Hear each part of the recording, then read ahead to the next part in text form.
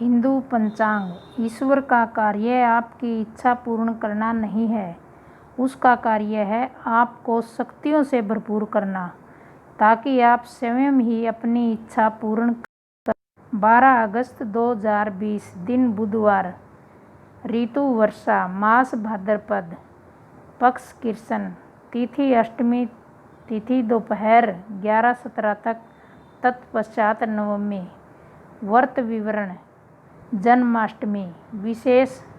अष्टमी को नारियल का फल खाने से बुद्धि का नाश होता है। अष्टमी तिथि के दिन स्त्री सहवास तथा तिल का तेल खाना और लगाना निषिद्ध है। बुधवारी अष्टमी।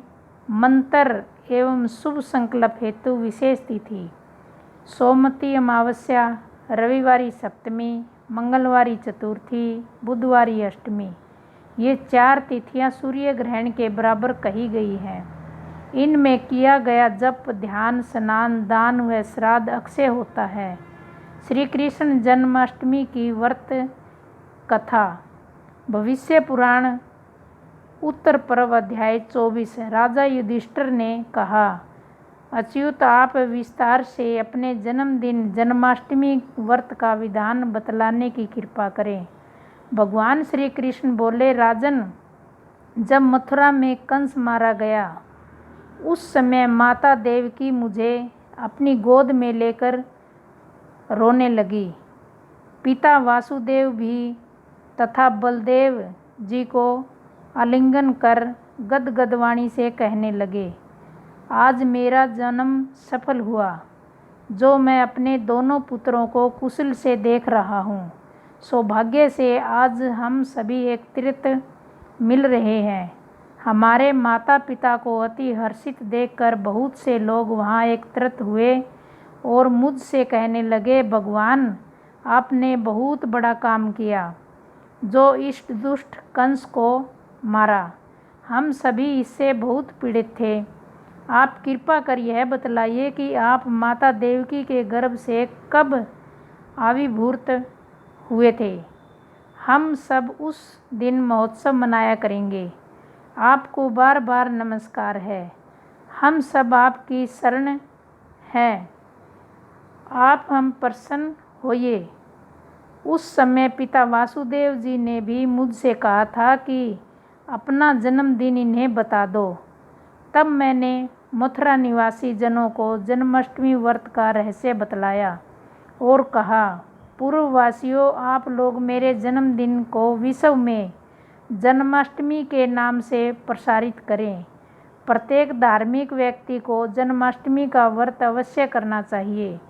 जिस समय सिंह राशि पर सूर्य और वृष राशि पर चंद्रमा था, उस भाद्रपद मास की कृष्ण पक्ष की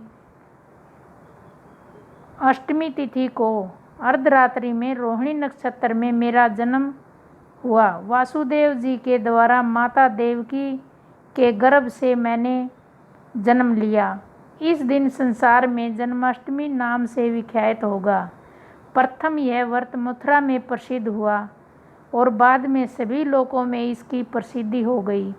इस व्रत के करने से संसार में शांति होगी, सुख प्राप्त होगा और प्राणी वर्ग रोग रहित होगा।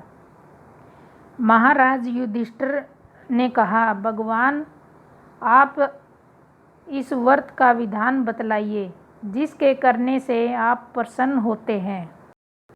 भगवान श्री कृष्ण बोले, महाराज, इस एक ही व्रत के कर लेने से 7 जन्म के पाप नष्ट हो जाते हैं। व्रत के पहले दिन दंत धावन आदि करके व्रत का नियम ग्रहण करें। व्रत के दिन मध्याह्न में स्नान कर माता भगवती देवकी का एक सूतिका ग्रह बनाएं। उसे पधरा, गमणी और वनमाला आदि से सुशोभित करें। गोकुल की भांति गोप, गोपी, घंटा, मृदंग, शंख, मांगल्य, कलश आदि से समन्वित तथा अलंकृत सूतिका ग्रह के द्वार पर रक्षा के लिए खंग, कृष्ण, छाग, मूसल आदि रखें। दीवारों पर स्वास्तिक आदि मांगलिक चिन्ह बना दें। षष्ठी देवी की भी नैवेद्य आदि के साथ स्थापना करें। इस प्रकार यथाशक्ति उस सूतिक ग्रह को विभूषित कर बीच में पर्यंक के ऊपर मुझ सहित अर्धसुप्तावस्थाली वाली तपस्विनी माता देवकी की प्रतिमा स्थापित करें। प्रतिमाएं 8 प्रकार की होती हैं। स्वर्ण, चांदी, ताम्र, पीतल, मृत्तिका, काष्ठ की, मणिमयी तथा चित्रमयी। इनमें से किसी भी वस्तु की स्वर्ण लक्ष्मण सोपन प्रतिमा बनाकर स्थापित करें। माता देवकी का स्तनपान करती हुई बाल्य स्वरूप मेरी प्रतिमा उनके समीप पलंग के ऊपर स्थापित करें। एक कन्या के साथ माता यशोदा की प्रतिमा भी वहाँ स्थापित की जाए। सूतिका मंडप के ऊपर की भित्तियों में देवता, ग्रह, नाग तथा विषधार आदि की मूर्तियाँ हाथों से पुष्प वर्षा करते हुए बनाएं। वासुदेव जी को सूतिका ग्रह के बाहर खंग और डाल धारण किए विचित्र करना चाहिए। वसुदेव जी महर्षि कश्यप के अवतार हैं और देवकी माता अदिति की, बलदेव जी की शेषनाग के अवतार हैं। नंद बाबा दक्ष प्रजापति के, यशोदादिति की और गर्ग मुनि ब्रह्मा जी के अवतार हैं। कंस काल नेमि का अवतार हैं। कंस के पहरेदारों को सूतिका ग्रह के आसपास निद्रावस्था में चित्रित करना चाहिए। गौ, हाथी तथा नाचती हुई अप्सराओं और गंधर्वों की प्रतिमा भी बनाएं। एक और कलिय नाग को यमुना के हृदय पर स्थापित करें।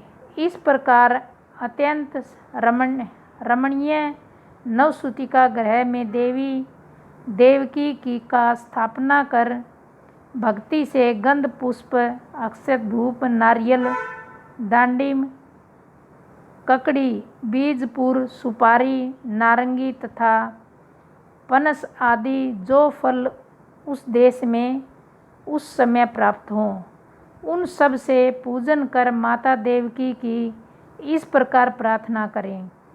जिनके चारों ओर किन्नर आदि अपने हाथों में वेणु तथा वीणा वाद्यों के द्वारा स्तुति गान कर रहे हैं, जो अभिषेक पात्र, आदर्श मंगल में कलश तथा चंवर हाथों में लिए श्रेष्ठ मुनिगणों द्वारा सेवित हैं, तथा जो कृष्ण जननी भली भांति बिछे हुए पलंग पर विराजमान है, उन कामनीय स्वरूप वाली सुवदना देव माता अदिति स्वरूपा देवी देवकी की जय हो। उस समय यह ध्यान करें कि कमल सना लक्ष्मी देवी के चरण दबा रही हो। उन देवी लक्ष्मी की नमो। कुछ लोग चंद्रमा के उदय हो जाने पर चंद्रमा को अर्घ्य प्रदान कर हरि का ध्यान करते हैं। उन्हें निम्नलिखित मंत्रों से हरि का ध्यान करना चाहिए। इन मंत्रों से भगवान श्री हरि का ध्यान करके योगेश्वराय, योग संभवाय, गोपते गोविंदाय नमो नमः इस मंत्र से प्रतिमा को स्नान कराना चाहिए। अनंतर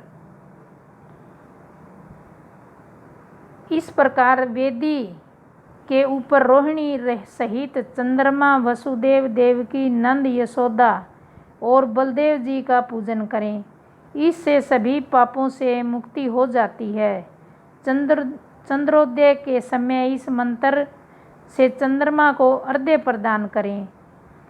आधी रात को गुड़ और घी से वसोर धारा की आहुति देकर षष्ठी देवी की पूजा करें। उसी क्षण नामांकन आदि संस्कार भी करने चाहिए। नवमी के दिन प्रातःकाल मेरे ही समान भगवती का भी उत्सव करना चाहिए। इसके अनंतर ब्राह्मणों को भोजन कराकर कृष्णों में प्रियताम कहकर यथाशक्ति दक्षिणा देनी चाहिए।